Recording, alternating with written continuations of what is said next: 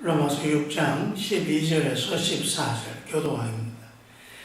그러므로 너희는 너희 죄가 죽을 몸을 지배하지 못하게 하여 몸의 사유에 순종하지 말고 또한 너희 지체를 우리의 무기로 죄에게 내주지 말고 오직 너희 자신을 죽은 자 가운데서 다시 살리니 너희 죄를 너희 무기로 하나님께 드리라. 같이 읽습니다. 죄가 너희를 주장하지 못하리니 이는 너희가 법 아래에 있지 아니하고 은혜 아래에 있음이라. 아멘. 이제 우리는 예수 그리스도의 십자가의 은혜로 자유를 입었습니다. 이 자유라고 하는 것은 죄 짓지 아니할 자유, 하나님의 의를 행할 수 있는 자유. 그래서 우리가 하나님의 은혜 속에 살아갈 수 있는 자유입니다. 그렇기 때문에 이제 우리가 살아갈 때 우리가 어떻게 살아가야 하는가, 이것이 참 중요합니다. 12절에 보니까 그러므로 너희는 죄가 너희 죽을 몸을 지배하지 못하게 하여, 죄가 너희 죽을 몸을 지배하지 못하게 하여, 우리는 이미 십자가로 말미암아 죄에 대하여 죽어버렸습니다. 그래서 죄를 짓지 않을 수 있는 것입니다. 왜요? 죄에 있어서 이미 시체가 되어버리기 때문에. 그런데 이 죄라고 하는 놈이 얼마나 끈질기고 악랄한지, 그런 우리의 죽을 몸도 다시 사로잡아서 그 죄 가운데 살아가려고 우리를 계속해서 호시탐탐 노리고 있다는 것입니다. 우리 이제 죄 짓지 않을 자유를 가지고 난 이제 죄 짓지 않겠다, 그렇게 결심하여도 그런 그 결심과 또 그렇게 은혜 속에 있는 우리의 사실이고, 마귀와 죄는 또 다르다는 것입니다. 나는 죽었지만 그래도 나는 너에게 내 영향력을 행사하겠다, 그런 식으로 해서 죽기 살기로 그 죄는 우리를 포기하지 아니하고 우리를 다시 죄 가운데 끌어내리려고 악한 힘을 쓰고 최선의 노력을 다한다는 것입니다. 이제 그렇기 때문에 나는 예수로 말미암아 자유함을 얻었다, 그걸로 끝나는 게 아닙니다. 여러분, 이제 자유를 얻었기 때문에 이 자유를 가지고 이 끈질기게 아직도 살아서 나를 자기의 제물로 삼으려고 하고 있는 이 죄와 끊임없이 싸워야 한다는 사실입니다. 죄는 계속해서 포기하지 않습니다. 죽을 우리의 몸을 사로잡아서 자신의 노예로 만들고자 합니다.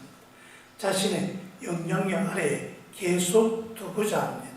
그래서 끊임없이 도발하고 끊임없이 우리 속에서 유혹하고 마귀와 함께 우리를 계속 죄의 사람으로, 죄인으로 계속해서 남아있도록 그렇게 노력한다는 사실입니다. 이것이 현실입니다.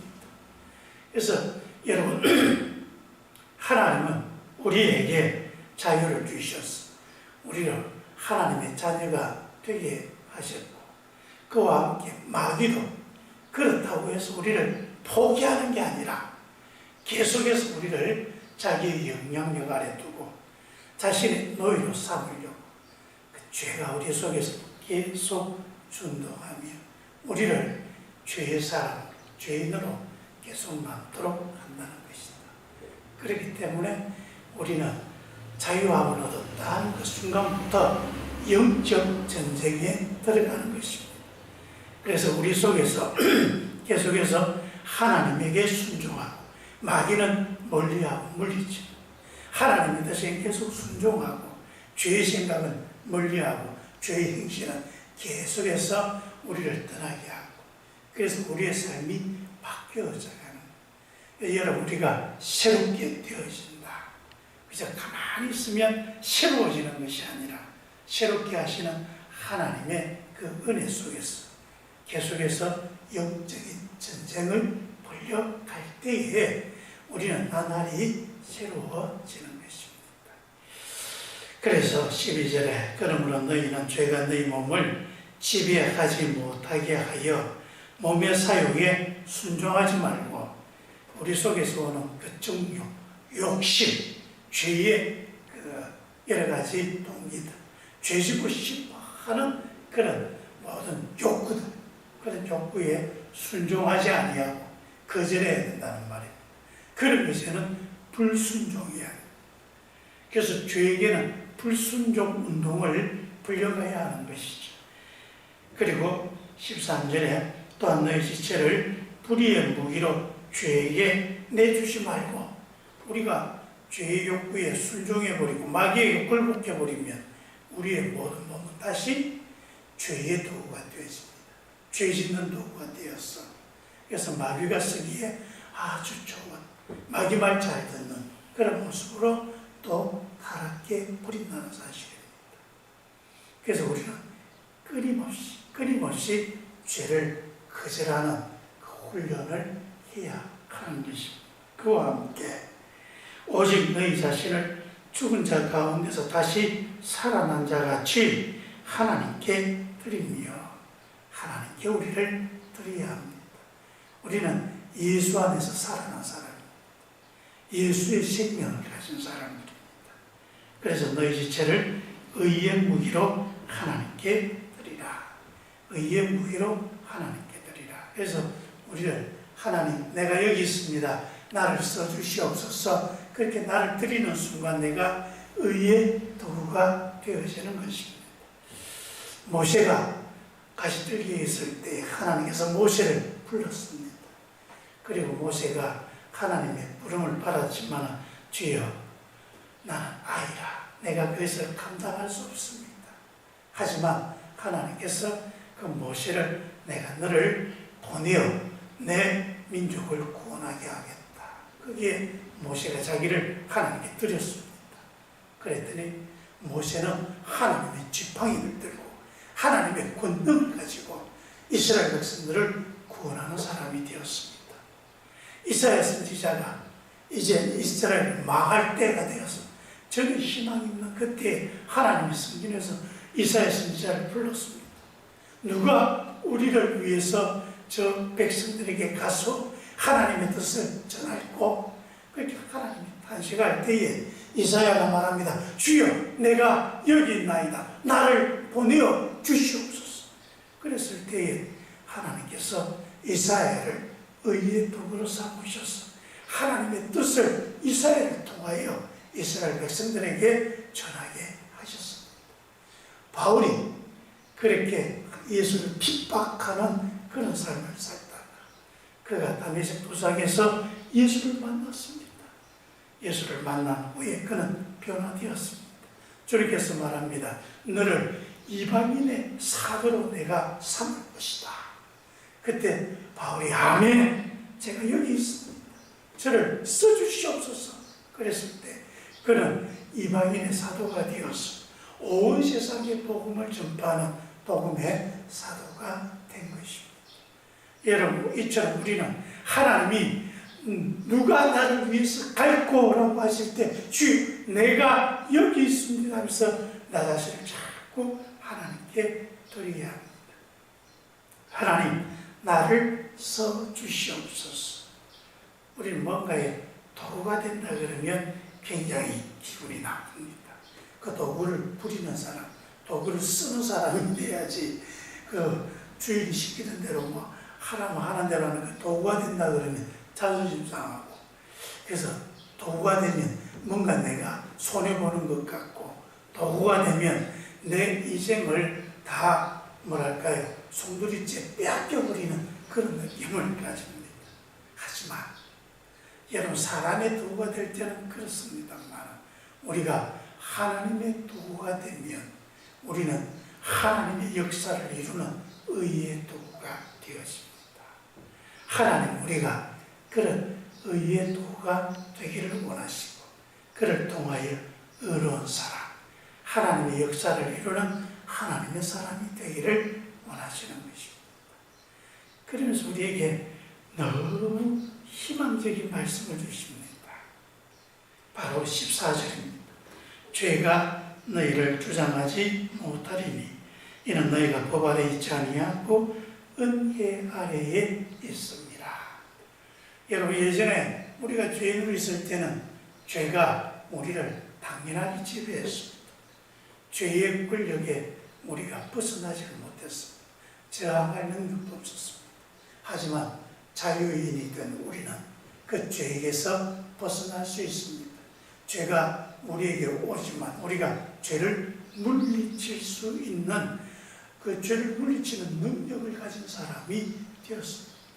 그와 함께 더 감사한 것은 왜 우리가 죄를 물리칠 수 있느냐? 바로 우리는 법 아래 있지 아니하고 은혜 아래 있기 때문입니다. 법 아래 있다는 말은 심판받는 자라는 뜻입니다. 여러분, 우리가 죄인으로 있을 때는 죄 지으면 그게 다 하나님께 심판받을 거리였습니다. 하지만 우리는 그 심판, 그 법이 아니라 하나님의 은혜, 우리를 용서하시고 용납하시고 거듭나게 하시는 하나님의 은혜 아래 있습니다. 이것은 회개하는 사람이 됐다는 것입니다. 여러분, 회개라고 하는 것은 계속해서 우리의 목표를 바르게 가지는 것입니다. 어긋난 길을 가는 사람들이 그 어긋난 길을 바로잡아서 바른 길로 계속해서 가는 것입니다. 그래서 여러분, 우리가 어떤 길을 가다 보면 뭐가 잘못할 때 톡톡 치면 또 이렇게 가고 또 톡톡 치면 또 이렇게 가고 그러면서 바른 길로 계속 길몰이 하는 거 있지 않습니까? 우리가 핸들을 잡고 운전을 합니다. 운전하러 갈 때 어떨 때는 살짝 비껴날 때 어떻게 합니까? 바른 길로 가기 위해서 핸들을 조종하지 않습니까? 핸들을 조종하는 게 바로 회개하는 것입니다. 그래서 우리가 회개하면서 자꾸 우리가 하나님께로 가도록 하는 것입니다. 즉, 핸들이 바로 꺾였다는 어떤 것입니까? 실패했다는 이야기죠. 내가 의로운 길로 가고 의의 도구가 되고자 하는데 실패한 겁니다. 자꾸 죄의 유혹에 사로잡혀서 나도 모르게 자꾸 또 죄에 빠집니다. 그럴 때 어떻게 해요? 회개해서 다시 돌려야 되는 거지. 또 잘 가다가 또 빠져서 또 돌리고 그러는 것입니다. 이게 바로 회개입니다. 근데 우리 예전에 자유의 사람, 은혜의 사람이 아닐 때는 우리 핸들 한번 삐끗할 때마다 심판거리 지옥 가야 돼요. 근데 우리가 지금 은혜의 사람이 됐을 때는 핸들을 잘못 틀었을 때는 어떻게 해요? 다시 바로 잡는 겁니다. 다시 바로 잡는 게 이게 바로 회개예요. 그래서 하나님은 우리를 용서해 주시는 하나님.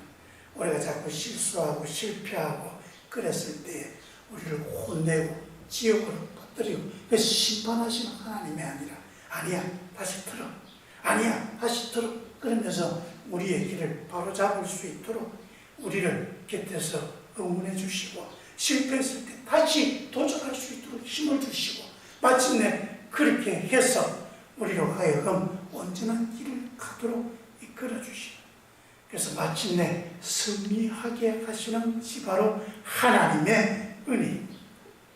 우리가 때때로 내가 이래서는 안 되는데 하면서 우리도 모르게 죄에 빠질 때가 있습니다. 그러나 그 때문에 너무 자책하지 마시기를 바랍니다. 그때는 빨리 회개해야 합니다. 베드로가 물리를 긋다가 그냥 빠져버렸습니다. 어떻게 됩니까? 주여 살려주시옵소서 그 소리를 내면 주님께서 오셔서 건져주시지 않습니까? 그리고 또다시 그 길을 가는 것이죠. 여러분, 이게 바로 은혜 아래 살아가는 사람입니다. 우린 때때로 실패하지만 그것으로 심판받는 사람이 아닙니다.